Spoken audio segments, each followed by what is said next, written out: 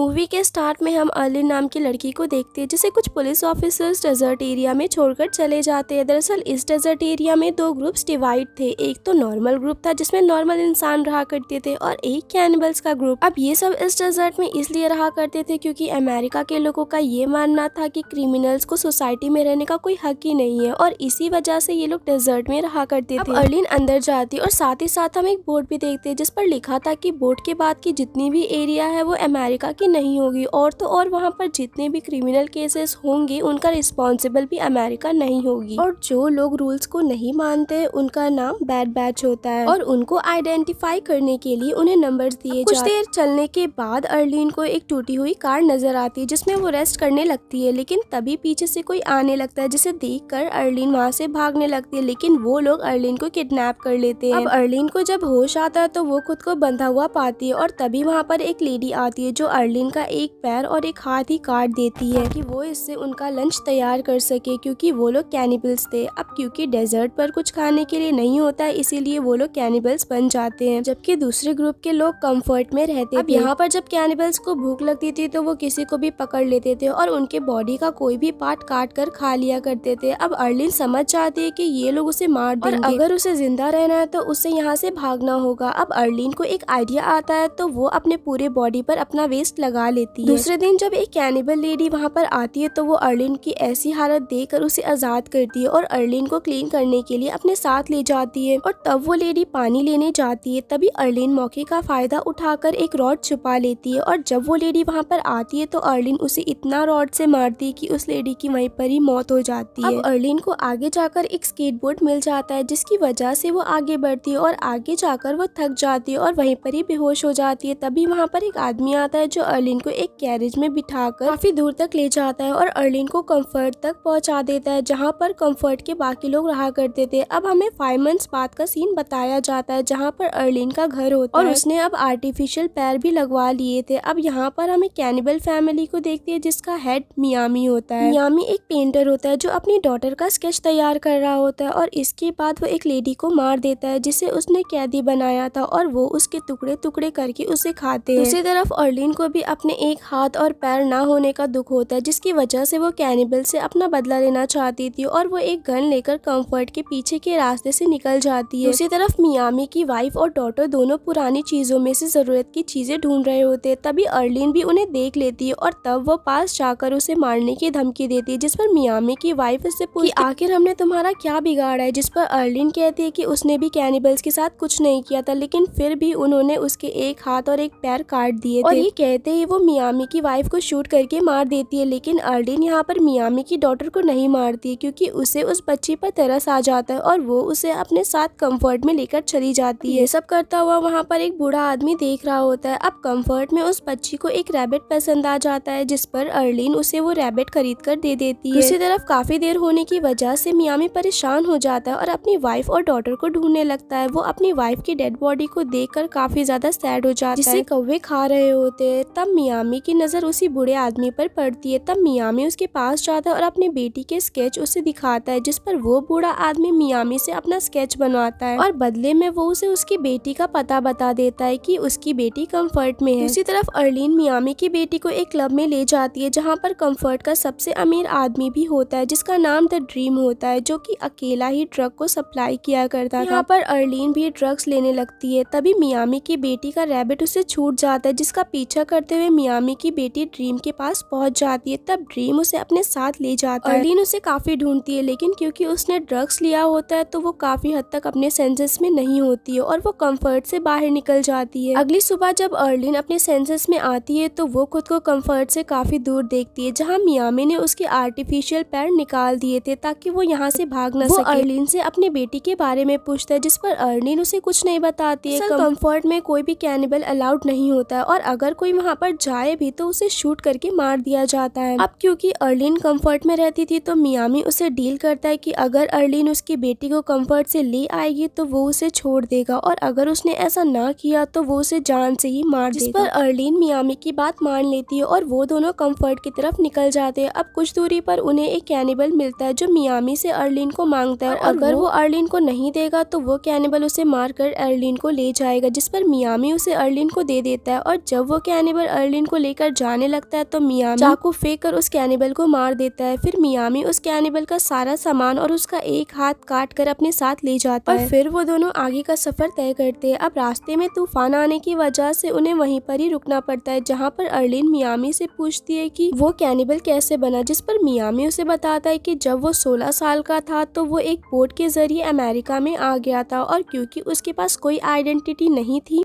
तो अमेरिका ने उसे कैनिबल बनाकर यहाँ पर भेज दिया। तभी वहाँ पर एक स्ट्रेंजर आ जाता है जो कि कंफर्ट का होता है। वो मियामी को इंजर्ड करके अर्लिन को अपने साथ चलने का कहता है। अब अर्लिन यहाँ पर काफी देर तक सोचती है कि उसे मियामी के साथ रहना चाहिए या जाना चाहिए और आखिर में वो उस आदमी के साथ चली जाती है और कंफर्ट में पहुंचकर अर्लिन को बिल्कुल भी अच्छा नहीं लग रहा होता है। वो मियामी को सोचने लगती है कि उसने उसकी कैनिबल से जान बचाई थी और वो मियामी को पसंद करने लगती है और तब वो डिसाइड करती है कि वो मियामी के पास जाएगी और उसी के साथ रहेगी। अब उसी जगह पर जाती है जहाँ पर मियामी इंजर्ड हुआ था। वहाँ पर उसे मियामी तो नहीं मिलता लेकिन उसे उसकी डायरी मिल जाती है जिसमें वो स्केच बनाया करता था। तब अर्लिन वो डायरी उठाकर वापस कंफर्ट में चली जाती है। मियामी उसी डेजर्ट में बेहोश पड़ा होता है जिससे वो बूढ़ा आदमी बचा लेता है। अब अर्लिन घर पर आकर मियामी की डायरी देखती है जहाँ वो मियामी की बेटी का स्केच देखती है। उसे देखकर वो डिसाइड करती है कि वो किसी भी तरह उस बच्ची को बचाएगी। वो उस बच्ची की स्केच सब कंफर्ट के लोगों को दिखाकर उनसे पूछती है लेकिन किसी को भी उसका पता नहीं होता है। थक कर अर्लिन एक जगह पर बैठ जाती है जहाँ पर अर्लिन को मियामी की बेटी दिखती है जो किसी लेडी के साथ होती है। अब यहाँ पर हमें पता चलता है कि ड्रीम ने मियामी की बेटी को अडॉप्ट कर लिया है क्योंकि उसके कोई बच्चे नहीं थे। अब क्योंकि उस बच्ची को वहाँ से निकालना काफी मुश्किल होता है तो अर्लिन वहाँ पर खुद के लिए काम मांगती है जिस पर ड्रीम उसे काम पर रख लेता है। यहाँ पर एक लेडी उसे रूम में लेकर जाती है। तब अर्लिन अपने आर्टिफिशियल पैर से गन निकालकर उसे गन पॉइंट पर ले लेती है और वो लेडी कोई और नहीं बल्कि ड्रीम की वाइफ होती है। अब अर्लिन ड्रीम के पास जाकर उसे कहती है कि अगर उसने उस बच्ची को ना छोड़ा तो वो उसकी वाइफ को मार देगी, जिस पर वो उस बच्ची को छोड़ देता है और अर्लिन उस बच्ची को लेकर वहाँ से चली जाती है और आगे जाते ही अर्लिन ड्रीम की वाइफ को छोड़ देती है और कुछ देर के बाद अर्लिन को मियामी भी मिल जाता है। अब अर्लिन उस बच्ची को मियामी को दे देती है और मियामी को उसे भी अपने साथ ले जाने का कहती है, जिस पर मियामी उसे मना कर देता है। वो उसे कहता है कि उसके पास कुछ भी नहीं है और एक ना एक दिन वो भी कैनिबल का शिकार बन जाएगा और वो लोग उसे मार देंगे। लेकिन अर्लिन उसकी बात नहीं मानती और वो उसे कहती है कि उसे कोई फर्क नहीं पड़ता है कि वो कैनिबल है, उसे बस उसका साथ चाहिए। और तब मियामी की डॉटर उसे कहती है कि उसे बहुत भूख लगी है, जिस पर मियामी उसके रैबिट को मार देता है और उसे खिला देता है। अब ये लोग अपनी लाइफ साथ में बिताने लगते हैं और यहीं पर ये मूवी एंड हो जाती है। Thank you for watching.